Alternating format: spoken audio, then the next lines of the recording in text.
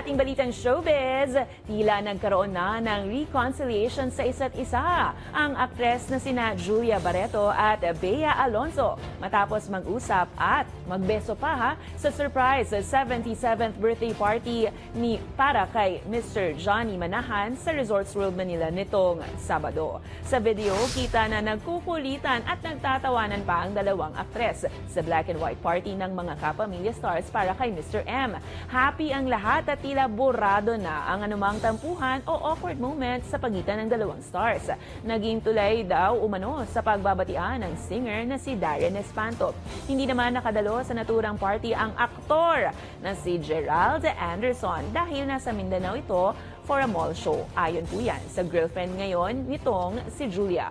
Matatandaang naging unang boyfriend ni Bea Alonzo si Gerald Anderson na ngayon naman ay partner na ni Julia.